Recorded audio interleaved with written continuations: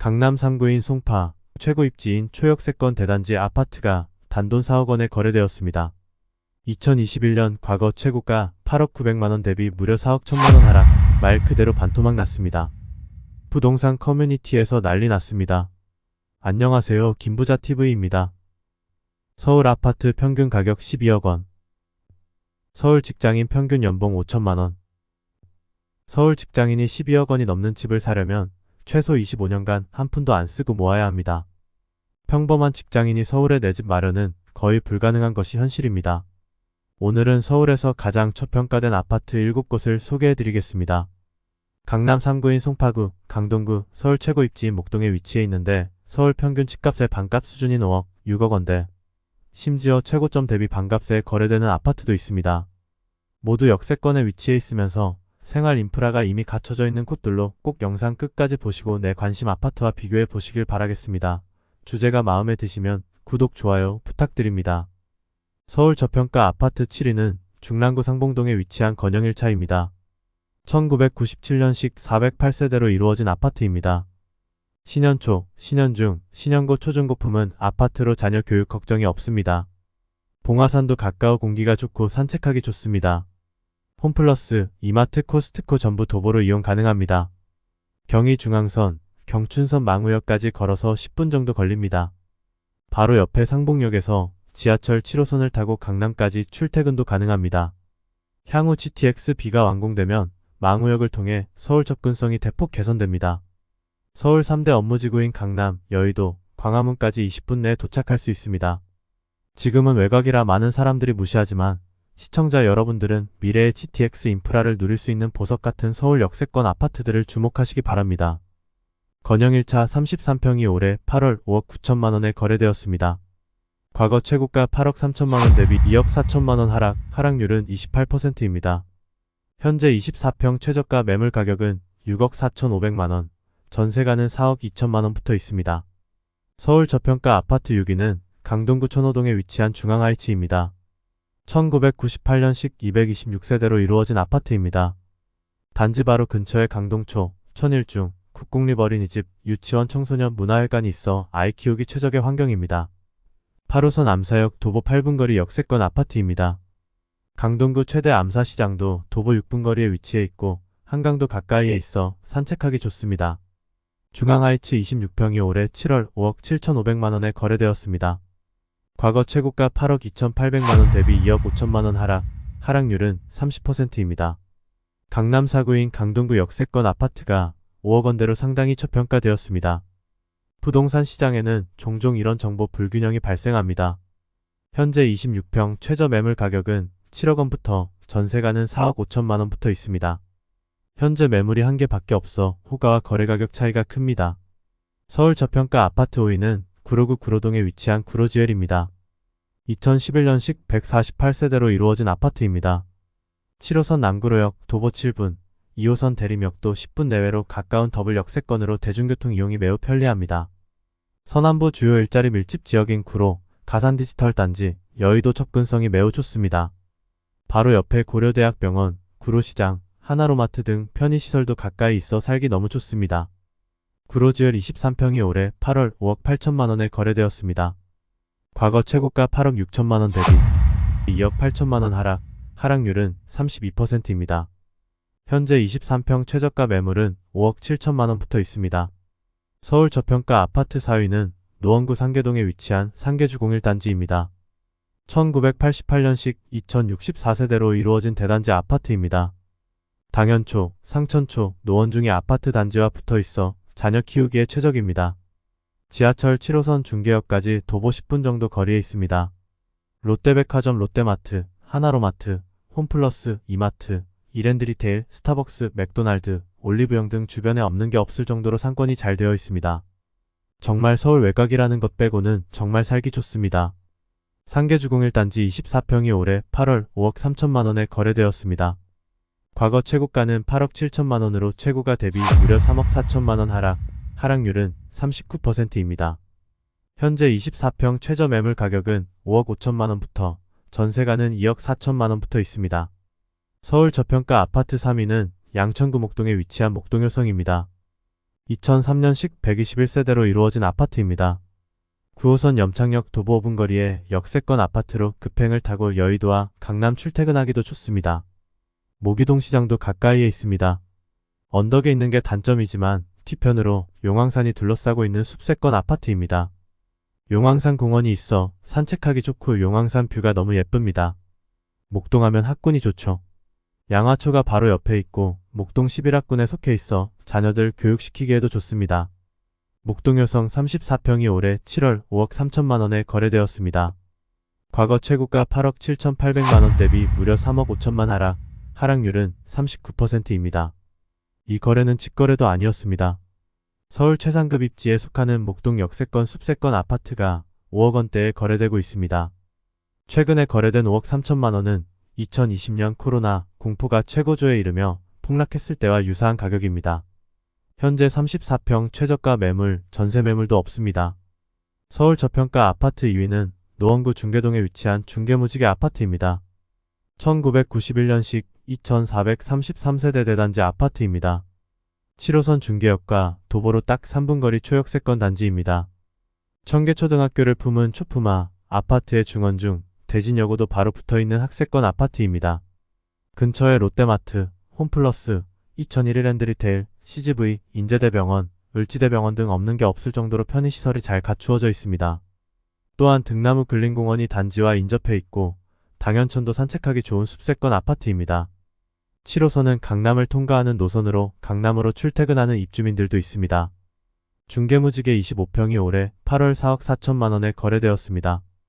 과거 최고가는 8억 원으로 최고가 대비 무려 3억 6천만 원 하락, 하락률은 45%입니다.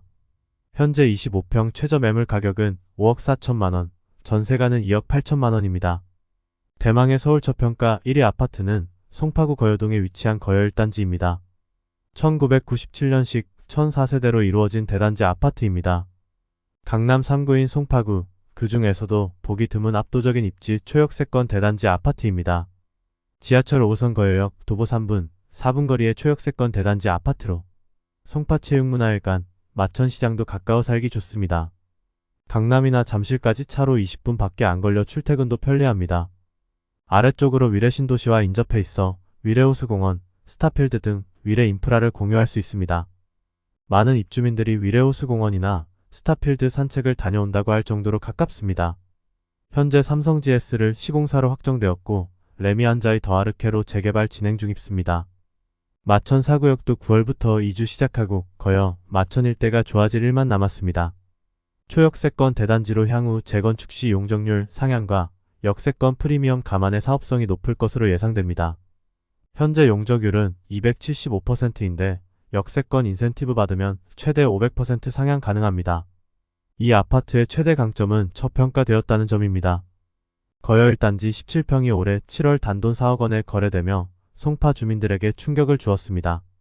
강남 3구인 송파, 거여동 최고 입지인 초역세권 대단지 아파트가 단돈 4억 거래되는 게 실화인가요? 이 거래는 직거래도 아니었고 등기까지 마쳤습니다. 2021년 과거 최고가 8억 900만원 대비 무려 4억 1000만원 하락, 말 그대로 반토막 났습니다. 부동산 커뮤니티에서 난리 났습니다. 많은 입주민들이 압도적인 입지라고 하나 같이 말합니다. 현재 17평 최저가 매물은 5억 8천만원, 전세가는 3억 3천만원입니다. 끝으로 영상에 나온 단지들을 정리한 표입니다. 무단 사용 배포 가능합니다. 내 관심 아파트와 입지 가격을 비교해 보시면 더 나은 선택을 하실 수 있을 겁니다. 대통령의 비상계엄 말 한마디에 무려 144조 원이 날아갔습니다. 주요국 중 한국에서만 유일하게 블랙먼데이가 일어났습니다. 윤석열 대통령 탄핵 불발 소식에 어제 장 시작하자마자 코스피 코스닥 지수가 폭락하고 환율은 급등했습니다. 코스피는 2.78% 급락하며 2360으로 장을 마감하며 13개월 만에 최저치를 경신했습니다. 개인들이 무려 8,900억 원을 팔며 패닉세를 주도했습니다. 10년 전 코스피 지수가 2000 정도였는데 현재 2361입니다. 10년 전 투자 시 수익률이 고작 15%밖에 안 됩니다. 정말 처참합니다. 10년 코스피 상승률이 물가 상승률도 못 따라갑니다. 이러니 다들 국장 탈출은 지능순이라는 말이 나옵니다. 코스닥 지수는 장 시작부터 급락하더니 5.19% 폭락하며 627로 장을 마감했습니다. 코스닥 시장 상장 종목 1707개 중 하락 종목은 1553개로 91% 달했고 이 중 절반인 785개 종목이 52주 신저가를 기록했습니다. 코스닥도 개인이 3110억 원을 매도했습니다. 2020년 4월 이후 4년 8개월 만에 최저치를 기록했습니다. 코스닥 지수도 10년 차트를 보면 코로나 최고점 대비 41% 하락하며 코로나 이후 상승폭을 모두 반납했습니다. 이 말은 코스닥에 투자해 돈 번 개인은 거의 없다는 것을 말해줍니다. 증시 급락은 매수 기회라고 하던 개미 투자자들의 공식이 더 이상 통하지 않습니다. 2020년 코로나19나 지난 8월 5일 블랙 먼데이 등 이런 경제위기 상황에서 주식시장이 급락하면 개미 투자자들이 대규모 저가 매수에 나서며 증시 하락을 방어했는데 이번에는 달랐습니다. 코로나도 버틴 동학개미들이 더 이상 버티지 못하고 하루 동안 무려 1조 2천억 원을 매도했습니다. 안 그래도 올해 내내 마이너스 20% 수익률로 전세계 꼴찌를 기록하던 국내 증시가 계엄령이 터지고 탄핵까지 무산되며 무너지자 개미 투자자들이 던지고 있습니다. 비상계엄령 이후 반대 매매도 속출하고 있습니다. 코스피서만 1조 원 이상 강제 청산되었습니다.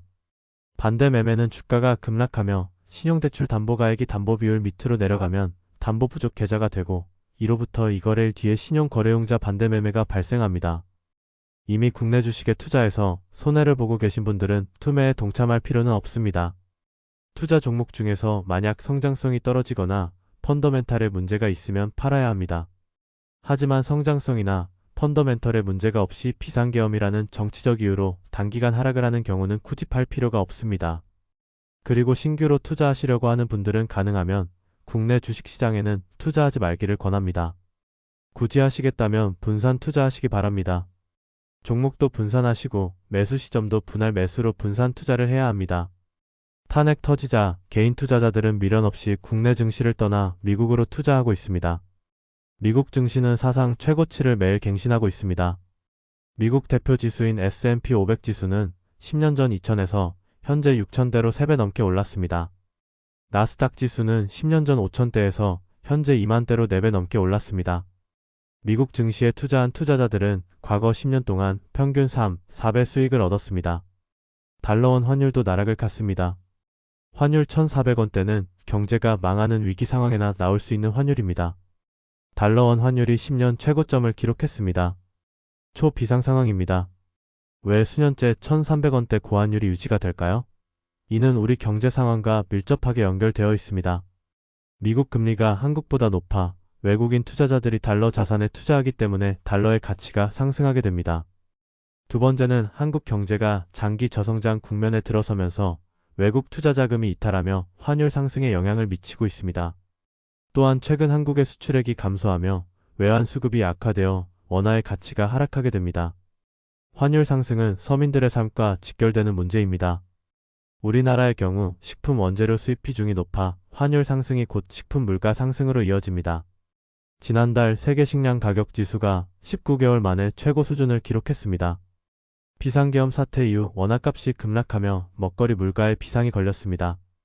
원화값이 하락하면 대부분의 제상품을 달러로 사와야 하는 우리 입장에서 수입 원재료 가격이 비싸지고 결과적으로 밥상 물가를 밀어 올릴 수 있습니다. 경제가 매우 어렵습니다. 여러분 오늘도 힘내십시오.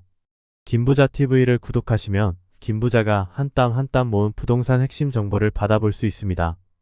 김부자TV 구독하면 부자 됩니다.